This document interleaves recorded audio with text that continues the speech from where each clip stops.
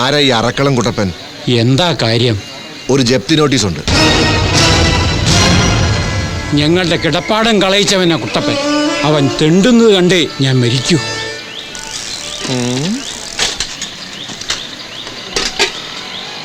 കയ്യിൽ ലെറ്ററൊക്കെ ഉണ്ടല്ലോ. ഞാൻ അവിടുത്തെ പോസ്റ്റ്മാൻ. പേര് സുഗതൻ. എവിടെ നിന്ന് വരുന്നു? എന്താ പേര്? ഞാൻ ജില്ലാ കോടതി. സാറിന് എവിടെ പോണം?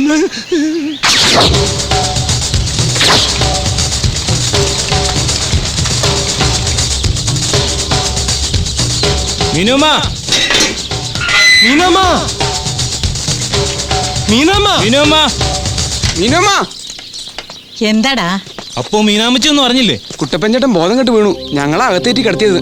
എന്താ അറ്റാക്കാണോ? ഏയ്, ജപ്തി നോട്ടീസ് വന്നു. ഈ മുതലാളിയുടെ. എന്തെങ്കിലും ഒരു വഴിയുണ്ടോ മീനാക്ഷിയമ്മേ? നമുക്ക് ഈപ്പനൊന്ന് പോയി കണ്ടാലോ കുട്ടപ്പ? എനിക്ക് അവനെ ഫേസ് ചെയ്യാൻ പ്രയാസമാ.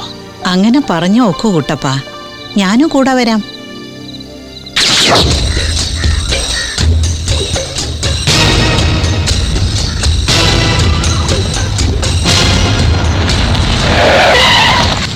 ഉച്ചയ്ക്ക് 1 മണിക്ക് മുമ്പാണ് ഒരാളെ കണ്ടുമുട്ടുന്നതെങ്കിൽ ഗുഡ് മോർണിംഗ് എന്നും, 1 മണി മുതൽ 5 മണി വരെയുള്ള സമയമാണെങ്കിൽ ഗുഡ് ആഫ്റ്റർനൂൺ എന്നും, 5 മണിക്ക് ശേഷമാണെങ്കിൽ ഗുഡ് ഈവനിങ് എന്നും ആണ് പറയേണ്ടത്. രാത്രി കണ്ടുമുട്ടുകയാണെങ്കിൽ ഗുഡ് ഈവനിങ് എന്നും, രാത്രി പിരിയുമ്പോൾ മാത്രമാണ് ഗുഡ് നൈറ്റ് പറയുക. രാത്രി പിരിഞ്ഞില്ലെങ്കിൽ അപ്പം എന്താണാവോ പറയാ? അതൊന്നും എഴുതില്ലല്ലോ ഇവര്. അതിന് വേറെ കാശ് കൊടുക്കണം. Good morning sir. Morning. What is the time? 10 മണി. കാലത്ത് 9 മണിക്ക് ശേഷമാണെങ്കിൽ ഗുഡ് മോർണിംഗ് എന്നും, ഉച്ചയ്ക്ക് 1 മണിക്ക് ശേഷമാണെങ്കിൽ ഗുഡ് ആഫ്റ്റർനൂൺ എന്നും, ഉച്ച ഇരിഞ്ഞ് 5 മണിക്ക് ശേഷമാണെങ്കിൽ ഗുഡ് ഈവനിങ് എന്നാണ് പറയാ. Morning, good afternoon, good evening, good night, പിന്നെ ഗുഡ് മിഡിൽ നൈറ്റ്.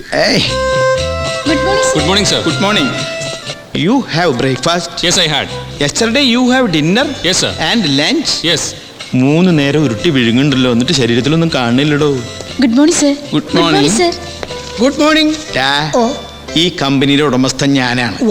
ഇവിടെ ഗുഡ് മോർണിംഗ് കൊടുക്കണോ മേടിക്കണോ എന്ന് തീരുമാനിക്കുന്നത് ഞാനാണ്. നീ ആയിട്ടൊന്നും വേണ്ട. വേണ്ട. ഇത് നല്ല കാര്യം. Good morning sir. Good morning. You are married? No sir. How many children? Sir, ഞാൻ കല്യാണം കഴിച്ചിട്ടില്ല. കല്യാണം കഴിച്ചില്ലെങ്കിൽ എന്താ കുട്ടികളുണ്ടാവില്ലേ? എന്ത് വൃത്തിയുടെ ആള് പറയണേ. സാരമില്ല ലീലാമ്മേ, അങ്ങേര് ഇംഗ്ലീഷ് പഠിച്ചുകൊണ്ടിരിക്കല്ലേ.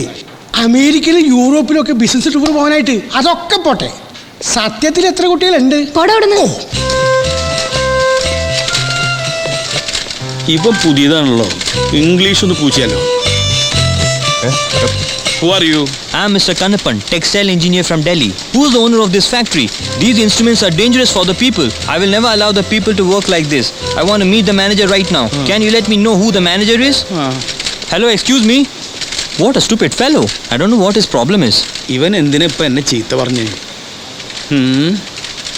ഇങ്ങനെയൊക്കെ ഇംഗ്ലീഷ് പറയണമെങ്കിൽ ഞാൻ 3 ജന്മം ജനിക്കണം.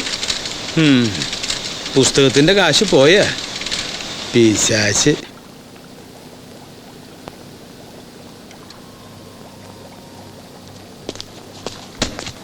സാർ എന്താ ഇന്ന് വൈകിയെന്ന് ചോദിക്കടാ. സാറ് വൈകിയില്ലോ, ഞാനല്ലേ വൈകിയത്. ശമ്പളം തരുന്നവൻ പറയുന്നത് അനുസരിക്കടാ. ഒബൈ. ഓ, സാറെന്താ വൈകിയേ? I am coming the factory.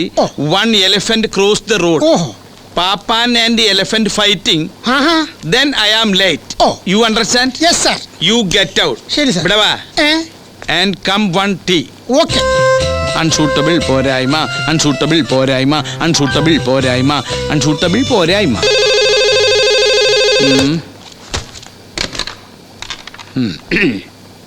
Hello, ആരെ?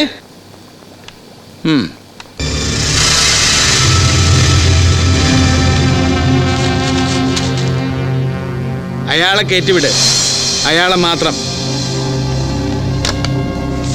ഇടിഞ്ഞു പൊളിഞ്ഞ് 5-6 കടമുറി, ഷടാങ്ക് പടം മാത്രം കളിക്കുന്ന ഒരു പരട്ട തിയേറ്റർ, 2 മനുഷ്യർക്ക് താമസിക്കാൻ പാറാവളയം പോലൊരു കുടി. തനിക്ക് എന്തിനാ കുട്ടപ്പ ഇതിന് മാത്രം സ്വത്തുക്കള്? സ്പിന്നിംഗ് മില്ല് തുടങ്ങാനുള്ള എൻ്റെ വീതം 1 ലക്ഷം രൂപയ്ക്ക് വേണ്ടിയ കോടികൾ വിലയുള്ള എൻ്റെ വസ്തുക്കൾ തനിക്ക് ഞാൻ പണയം തന്നത്.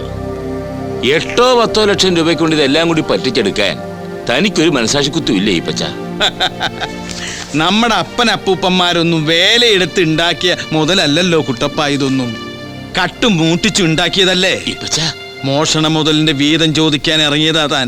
ഈ പച്ച ഓടാ, അറക്കളം പീലിയുടെ മോനെ. ഞാൻ കുണ്ടുകുഴിയിൽ ഇട്ടിയുടെ മോൻ. ഇട്ടിയും പീലിയും മുഖം മൂടി വെച്ച് നാട് മുഴുവൻ കട്ടുമുടിച്ച രണ്ട് പെരുങ്കള്ളന്മാര്.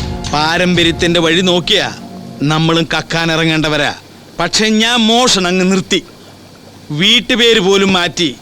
മലയിൽ ജുവലേഴ്സ്, മലയിൽ സ്പിന്നിങ് മിൽസ്, മലയിൽ പ്ലാന്റേഷൻസ്. അതേടോ, കുഴിയിൽ കിടന്നവൻ മലയിലോട്ടങ്ങ് കയറി. താനോ വേലയും കൂലിയുമില്ലാത്ത പാഴ് ജന്മം. നിർത്താ. നിന്നോട് ഇറക്കാൻ വന്നത് എന്റെ തെറ്റ്. ദൈവം എന്നൊരാളുണ്ട് കേട്ടോടാ പൊന്ന ഈപ്പ. ഒന്ന് നിന്നേ. എന്തുറപ്പിലാടോ താൻ ദൈവത്തെ കൂട്ടുപിടിച്ചത്? സ്വന്തം അപ്പനെ കൊന്നവനല്ലടാ നീ.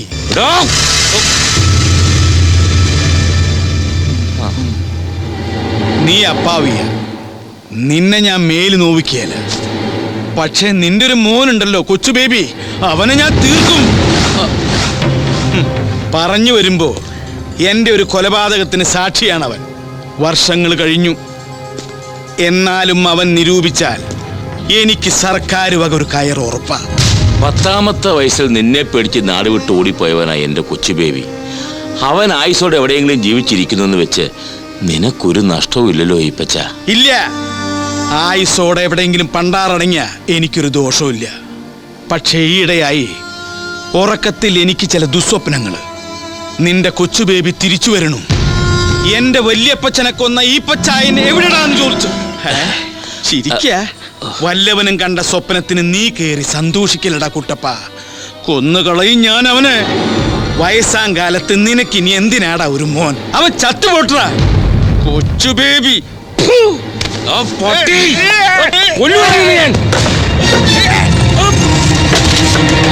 കൊല്ലടാ അവനെ.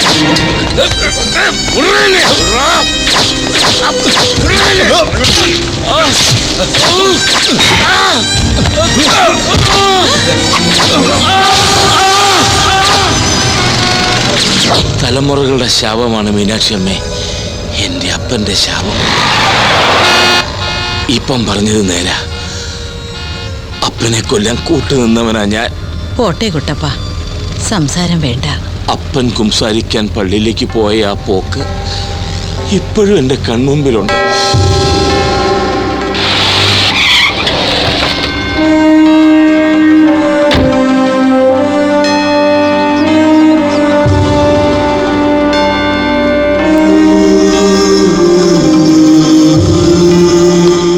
നിനക്കിത് എന്നാ പറ്റിയടാ ഉവേ? പരുന്തുംകാലേ പോവും. ആര്? തലമുറകള് പരുന്തുംകാലേ പോവൂട്ടി. കുട്ടപ്പൻ 2ാം കെട്ട് കെട്ടിയതോടെ വീടൊരു നരകമായി. നീ ഒരു പഴഞ്ചൊല്ലി കേട്ടിട്ടില്ലേ? കക്ക കക്ക മുടിയും, മുടിയ മുടിയ കക്കും. ഇതെന്റെ മാത്രം കാര്യമല്ല, നിന്റെ ചെറുക്കനും പോകാ ഈപ്പൻ. വീലിച്ചായൻ എന്നെ വിളിച്ചായിരുന്നു.